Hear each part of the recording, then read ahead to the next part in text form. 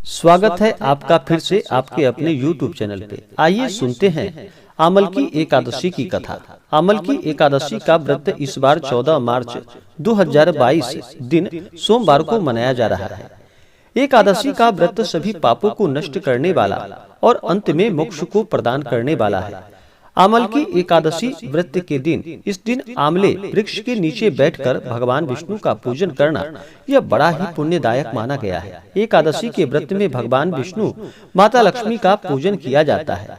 एक वर्ष में 24 एकादशी का व्रत होता है। अधिक मास या मलेमास हो तो 2 बढ़कर 26 एकादशी का व्रत होता है।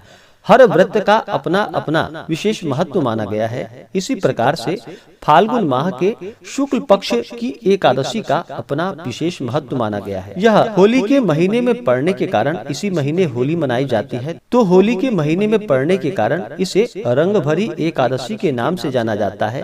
इस दिन आमले वृक्ष के नीचे बैठकर पूजन किया जाता है, तो इसे आमला एकादशी के नाम से भी जाना जाता है। इस दिन आमले वृक्ष का पूजन करना और आमले वृक्ष के नीचे बैठकर पूजन करना यह अनंत गुना पुण्य फलदायी माना गया है।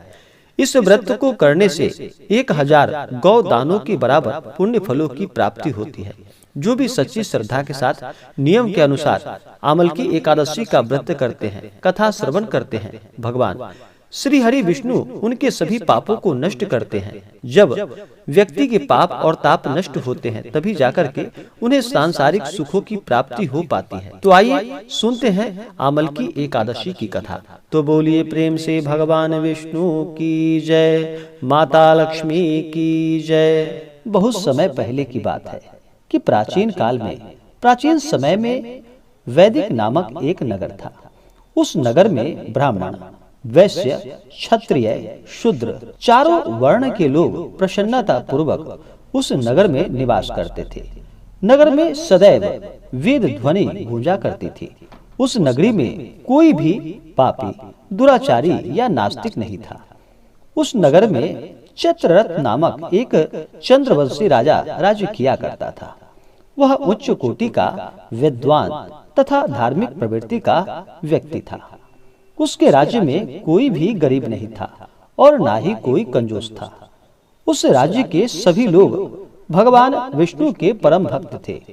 वहाँ के छोटे से छोटे और बड़े से बड़े निवासी प्रत्येक एकादशी का व्रत और उपवास किया करते थे।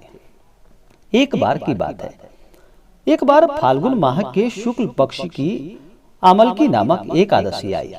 उस दिन राजा और प्रत्येक प्रजाजन, वृद्ध से लेकर बालक तक, आनंद पूर्वक उस एकादशी का व्रत और उपवास सबने मिलकर किया।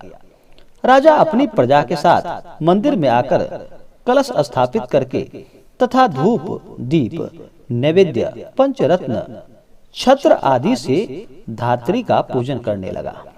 वे सब धात्री की इस प्रकार से स्तुति करने लगे कि हे धात्री, आप ब्रह्म स्वरूपा हो, आप ब्रह्मा जी द्वारा उत्पन्न हो, आप सभी पापों को नष्ट करने वाली हैं।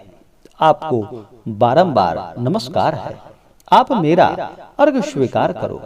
आप भगवान श्री रामचंद्र के द्वारा सम्मानित हो। मैं आपसे प्रार्थना करता हूँ कि आप मेरे सभी पापों का हरण करो। उस मंदिर में रात को सभी ने मिलकर जागरण किया। रात के समय उस जगह एक बहेलिया आया। वह बहेलिया महापापी तथा दुराचारी था। वह अपने कुटुंब का पालन जीव हिंसा करके किया करता था। वह भूख प्यास से अत्यंत व्याकुल था। कुछ भोजन पाने की तलाश में वह मंदिर के एक कोने में बैठ गया। उस जगह बैठकर वह भगवान विष्णु की कथा तथा एकादशी व्रत का महात्म्य सुनने लगा। इस प्रकार उस बहेलिया ने सारी रात अन्य लोगों की भांति सबसे मिलकर सबके साथ जागरण कर उस रात को व्यतीत किया।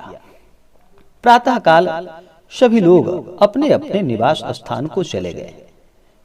इसी प्रकार वह बहेलिया भी अपने घर चला गया और वहां जाकर भोजन किया।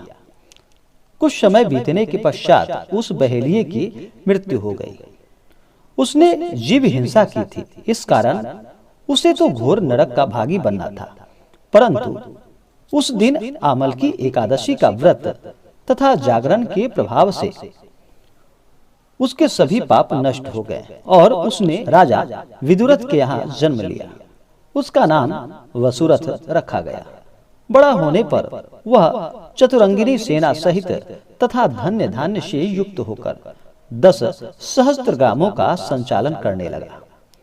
वह तेज में सूर्य के समान, कांति में चंद्रमा के समान, वीरता में भगवान विष्णु के समान तथा क्षमा में पृथ्वी के समान प्रतीत हो रहा था।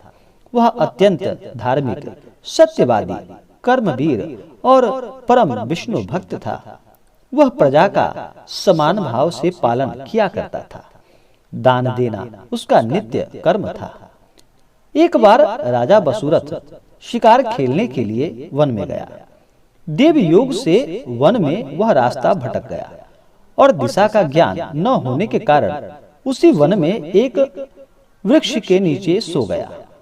कुछ समय पश्चात पहाड़ी डाकू वहां आ पहुंचे और राजा को अकेला देखकर उसे मारो मारो चिल्लाते हुए राजा वसुरथ की ओर सभी मिलकर दौड़ पड़े। वह डाकू कहने लगा कि इस दुष्ट राजा ने हमारे माता पिता, पुत्र पौत्र आदि समस्त संबंधियों को मारा है तथा देश से निकाला दिया है। अब हमें इसे मारकर अपने अपमान का बदला लेना चाहिए। इतना कहकर वे सभी डाकू राजा को मारने लगे और उस पर अस्त्र और शस्त्रों का प्रहार करने लगे।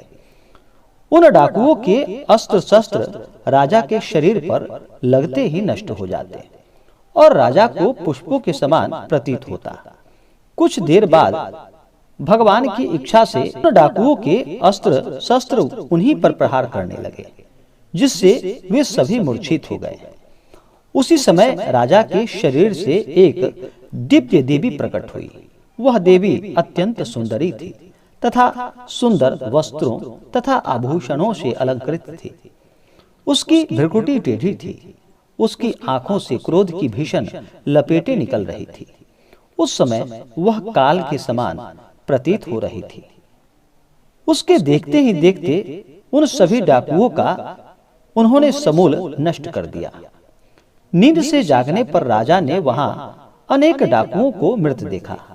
वह सोचने लगा, इसने किन्हें मारा है?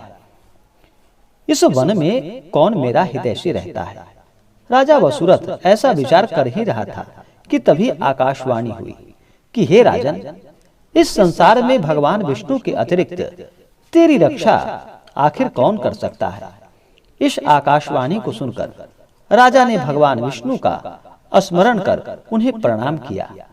फिर अपने नगर को वापस चला गया और सुखपूर्वक राज्य करने लगा और अंत में वैकुंठ धाम को प्राप्त हुआ। इसी प्रकार से सच्ची श्रद्धा के साथ जो भी आमल की एकादशी का व्रत करते हैं, कथा श्रवण करते हैं, महात्मा को सुनते हैं, भगवान विष्णु उनके सभी पापों को नष्ट कर देते हैं तथा सुख समृद्धि का आशीर्वाद प्रदान करते हैं और अंत में मोक्ष को प्रदान करते हैं।